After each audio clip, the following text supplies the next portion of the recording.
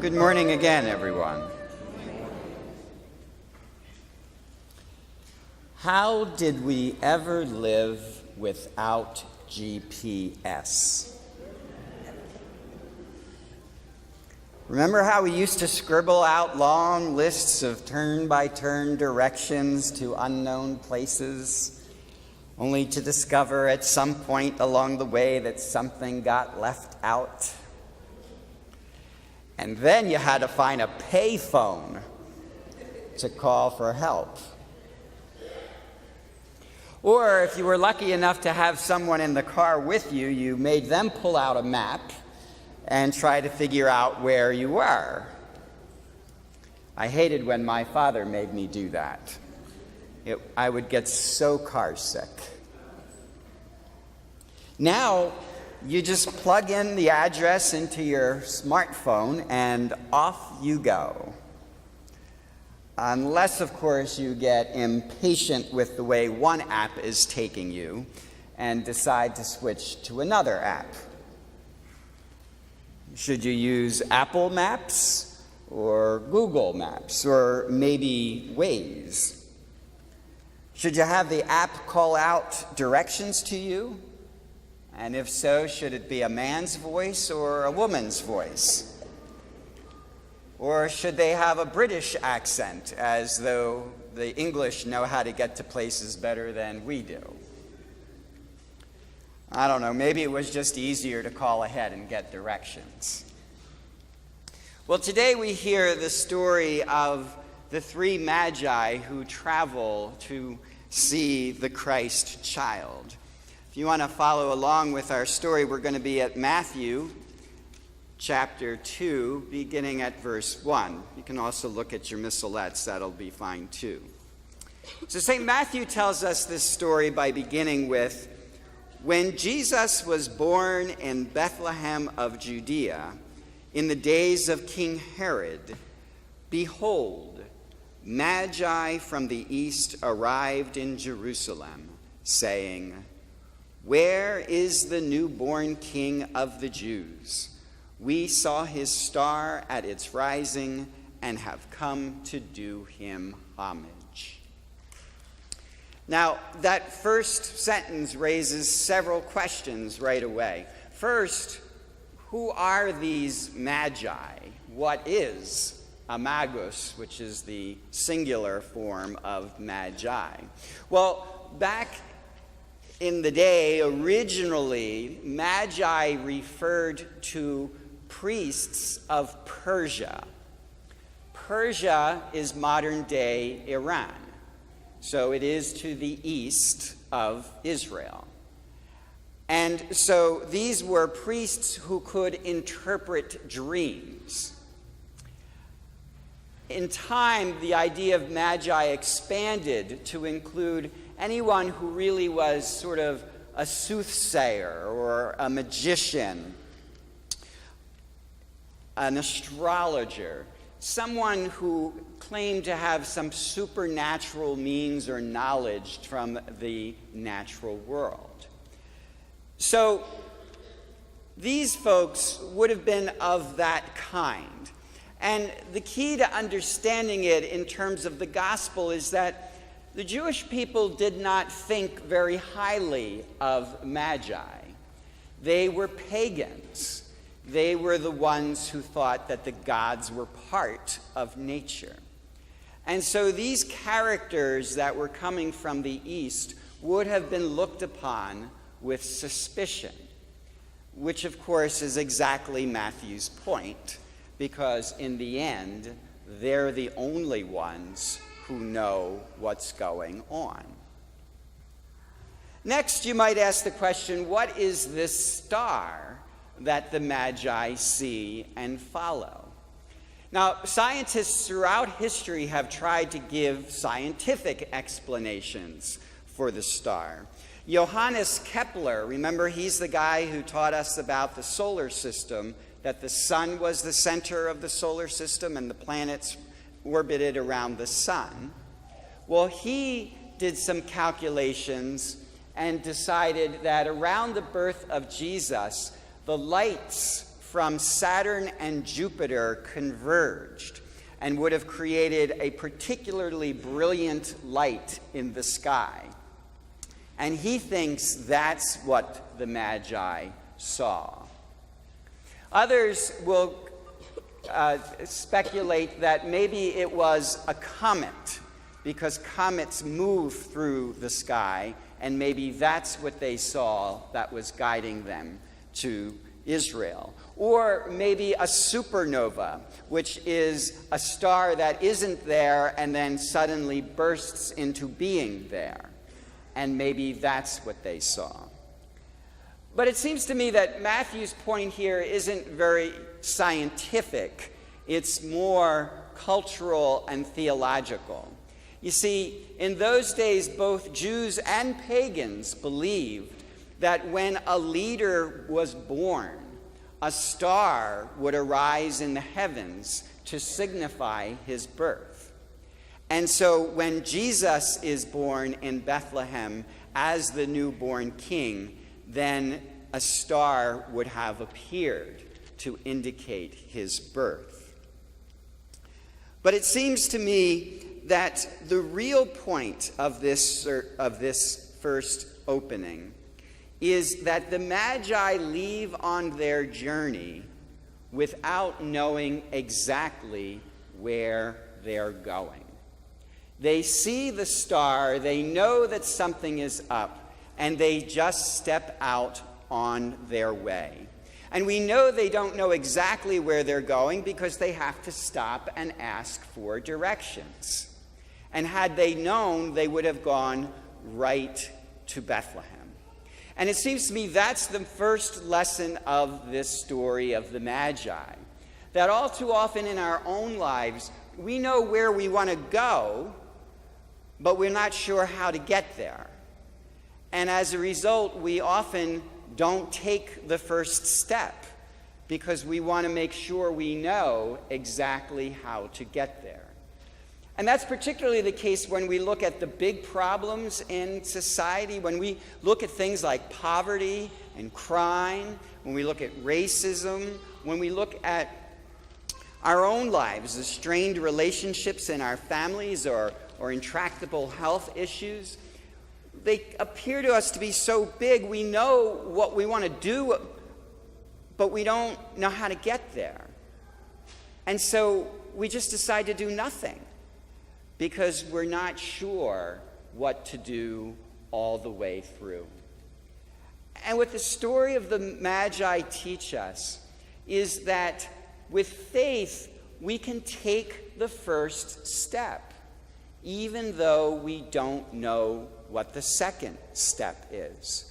We have to get started on the journey and have confidence that we can figure things out along the way. But if we never step out, if we just sit still, then nothing is going to change. So Matthew continues his story. When King Herod heard this, that there was a newborn king of the Jews, he was greatly troubled, and all Jerusalem with him. Now, a few things about this guy, King Herod. This is not the same King Herod that Jesus meets up with at the end of his life. That is Herod Antipas, and that is the son of this Herod. This Herod is known as Herod the Great. And he's known as Herod the Great not because he was a great king, but because he was a great builder.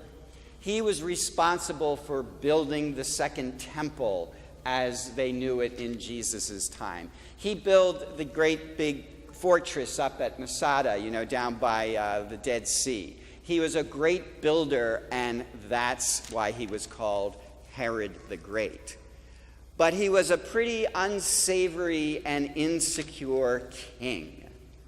He wasn't of the line of David, which is where the kings were supposed to come from. In fact, he only became king because the Romans installed him as their puppet king. And as a result, Herod was always looking over his shoulder, concerned that somebody would try to usurp the kingship from him.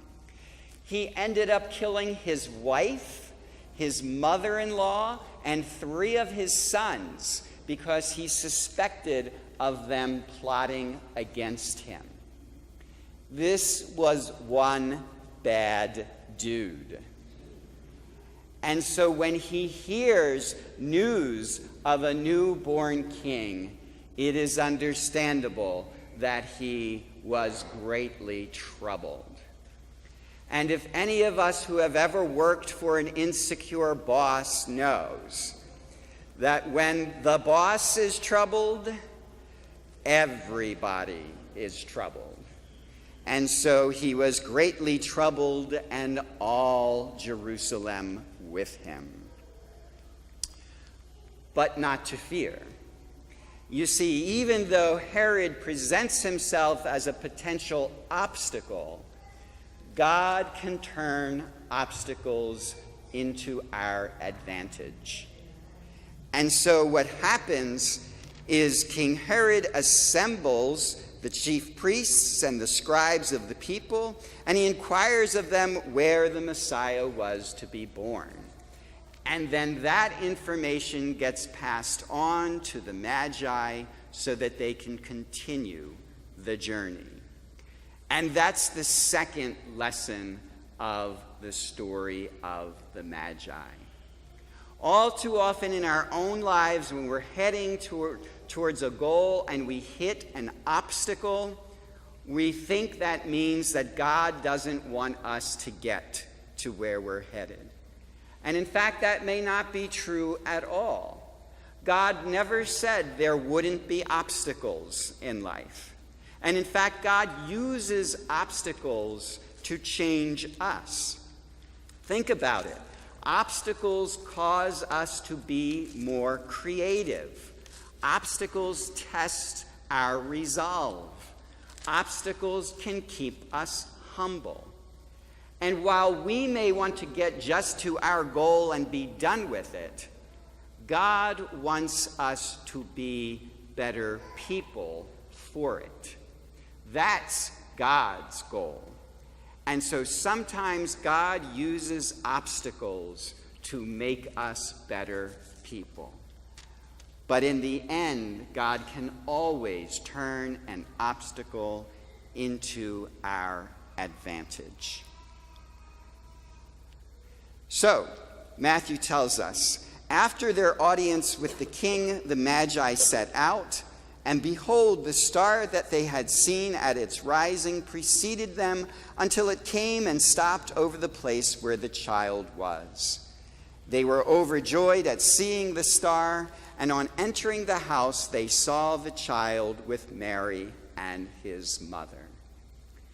Now, just a side comment on this part of the story.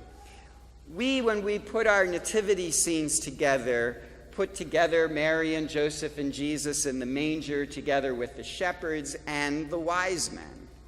But we have to realize that this is really 2 stories put together. The story of Mary and Joseph and Jesus in the manger, along with the shepherds, comes from the Gospel of Luke. And in that story, Luke makes it clear that Jesus is an infant because he's talking about the birth of Christ. In this story, the story of the Magi, we're reading from the Gospel of Matthew. And it's not so clear that for Matthew, this story takes place as Jesus is still an infant. In fact, when you look at the words, Matthew refers to him as a child, not as an infant. And if you think about it, there's a time when Herod asks the Magi, when did the star arise? And he's asking that because he knows if he doesn't find the baby, as we know he doesn't, he's going to end up killing every boy in Bethlehem who is 2 years old or younger. So it is quite possible that this story takes place when Jesus is already as much as 2 years old. it's not necessarily occurring at the manger the way we depict it in our scenes. So when they see the child, they prostrate themselves and they did him homage. And then they opened their treasures and offered him gifts of gold, frankincense, and myrrh.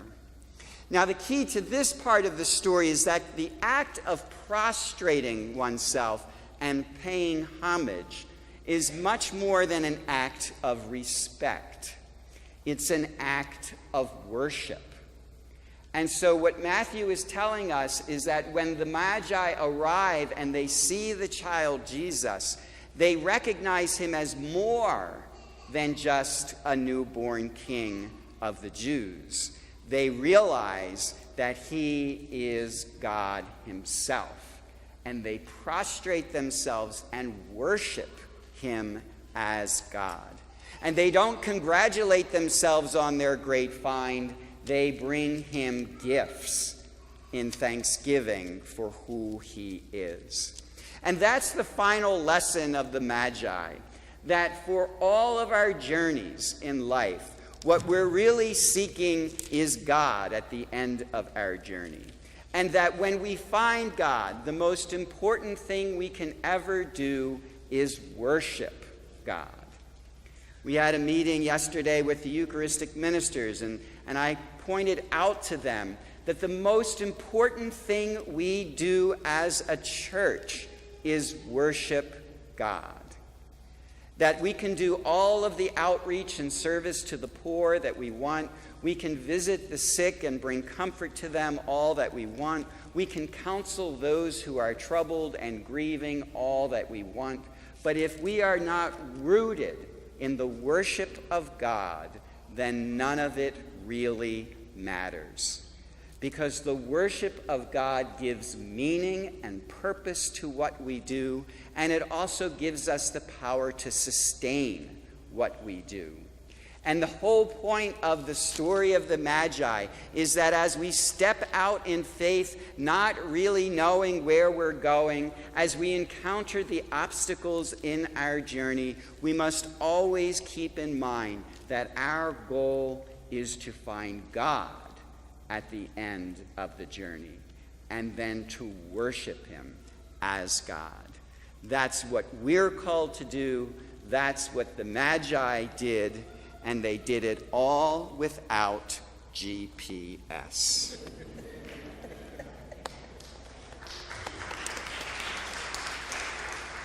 So you see, the story of the Magi is really a story about faith and the power of faith. Faith allows us to take the first step in addressing life's challenges, especially when we don't even know what the second step is. And faith allows us to confront the obstacles in life, confident that God will use them to our advantage. And faith allows us to recognize God's presence among us and to worship him. You see, GPS may lead you to church, but it's only faith that will lead you to God. Amen.